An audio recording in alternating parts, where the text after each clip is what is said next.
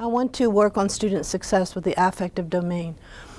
The Monday after the first week of school, I have my students write in their journals, and I ask a feely-mealy question: how do you feel? Because I know that they've sat in their classes every single day and had all this work, the workload of the entire semester shoved at them. So that's what Nemo represents. And this screen bean here is how my students feel. I'm going to let you hear how they feel from their own voices. And I'll skip the empathy exercise because this really describes it enough. If one word, a student writes, can describe my feelings for the first week of school, it would have to be overwhelmed. It has been so long since I've done anything school related. Even if I had just come from high school, I would still be ill prepared. Everything is so new, I feel completely lost at times. Another student wrote, my first week at college has been far from ideal. This place has given me a bucket full of mixed feelings. I have felt anxious, stupid, annoyed, and happy, sometimes all at once. Well, those are feelings that we need to deal with, because if we don't, here's what's going to happen. They're going to drop out. And that's not what we want. We want student success. We push for student success. So I designed some activities to work with the affective domain, which deals with their emotional factors and attitudes. So here they are, and we want to find a way to help them along. So we change the passive, here's everything you have to do, shoved at them experience into one that is extremely active and extremely collaborative. We have them engaging with peers the second week of school, and you want to hear the dynamic in the class. Did you ever just stand there and watch the whole classroom dynamic change from passive learner to small collaborative groups and all the energy that's going on? It's like night and day. So they have a job to do, and it's on the yellow sheet, page 1. They're going to teach each other about the college. I'm not going to teach them anything. Once I read a book, Teaching with Your Mouth Shut, best idea in the world. So they're going to own the campus. They're not going to feel lost when this is over. They're going to meet the people and the resources that can help them throughout their college career. They're going to find their way. They're going to produce an authentic product that can be shared. They're going to do collaborative learning and collaborative teaching. And we're going to throw some fun in with some game-based learning. So that's what we're doing the first few weeks before an essay is assigned. So here's our 3-tiered introduction to college. This idea came from Effie, and I springboarded off and designed it further. Send them out to scavenge all over the campus. That's the discovery. I don't tell them anything. I don't tell them where financial aid is. I don't tell them where the information commons is. I don't tell them where the library is. I don't tell them where testing is. I don't tell them where faculty support office is. They have to ask and find out on their own, because the discovery method, we know, is a really powerful way of learning. After that, we have to assess their, they have to make an appointment. We research interviewing skills, manners. We create then during a class time, they go to the person and ask the questions that I've designed for them. It's in the booklet, all the different questions. And they present the findings to the peers. Now, as you well know, you can present information to your students, or they can present information to your students, but if they don't apply the information, they're going to use it. That old use it or lose it is true of so many things in life. So they have to follow a QR barcode scavenger hunt. Is anybody here from Ramapo? I stole that idea from them at the Vail conference in January, or the librarian shared it, and I'm very grateful to her. So as you can see, you can take ideas from colleagues throughout the state of New Jersey, springboard, and tweak them for your own purposes. And that's kind of fun. That's where the creativity of teaching comes in that keeps you fresh. I've been at this game, developmental ed, for 15 years. This is fun. Then, I really believe in classroom assessment techniques. The third assessment piece is, what have you learned? No stakes, writing. And on the other side, you'll see the things they've learned, which is a lot of stuff. Page 2 of the yellow sheet. So I'm going to skip a few slides. Just so you know, we have a rubric assessment because we have so many multimodal elements in the teaching part where the students teach each other. And I'm going to show you one of those. Then the concrete scavenger hunt, they actually have to gather things. Go to the information commons and get the tutoring schedule. Go up to faculty support and get a memo from the memo pad for leaving a message for your professor. And then the self-assessment of student learning. Okay, so I brought the students into you. We always talk about theory. I want you to see what the students are doing, what goes on in the classroom or outside of the classroom. So this group had to go find Judy, our financial aid advisor, and ask her a series of questions from the booklet, and that was one thing they had to do.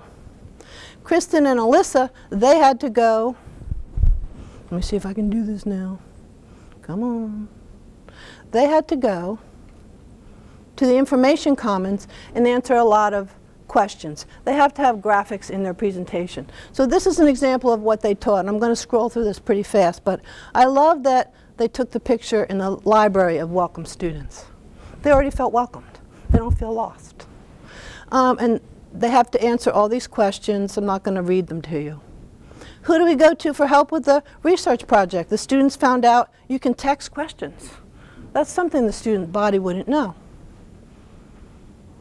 What do we do if we don't have a computer? How do we type up our papers? They teach each other. How do we print out our papers? Save it as RTF. They give them the instructions. And by the way, these PowerPoints are then loaded into Blackboard and the students can view them whenever they want.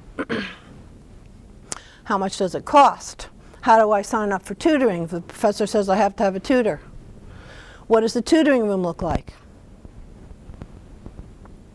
When are the tutors available? How can I get a tutor for an advanced math class I'm lost in, statistics or calculus? Where are some quiet rooms to work? Where's the Holocaust Center? I'm taking a course in Holocaust. Where do I go to do the research? Where are the study rooms? Is there a special room for nurses? Yeah, that's one where they have the bodies, the skeletons, and it's locked. And how do I check out a book? So maybe students have never been to a library. Some students have never crossed the portals of a library. We're going to get them in that library and learning things. Now let's see. Rich, right mouse click, end show. Should end us up back where we started. Good. Okay. All right, so the second one, this is the game-based learning, and this is the one where I took the idea from the Ramapo librarian. Students have to download a QR barcode reader on their phones. My dear colleagues, I didn't have the words out of my mouth before they had those apps downloaded. I was like, whoa, you're ready already? So I put the first barcode. It's fun running around the campus taping barcodes I made. By the way, how to make barcodes? QR barcode generator. There's so many of them out there. Just Google, in quotations, QR barcode generator. And I've used a couple of different ones. They're so easy. If I can teach myself, you can do it. The number of smartphones, a question might pop up, well, what if not everybody has, there's digital divides, not everybody has a smartphone. So I let the number of smartphones available in the class to determine how many people in each group. The last group, we had 2 each. And you know how the first time you do something, you have to tweak it? I let them all go at once. So of course, they just followed the leader. Next time, we will stagger. 10 minutes, you go, 10 minutes, you go. And that way, they can do their own finding. And here are some of the examples. This barcode will translate on their phones into this language, go to the information commons, get a tutor schedule.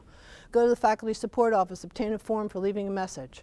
While at the faculty support office, pick up a paper from me in the student file pickup box. You need your ID, and of course in that folder will be the next barcode for them. And go to the counseling center and pick up a brochure on career planning, because one of the reasons students drop out, no long-range goals. They don't have any career goals. They don't know where they're going.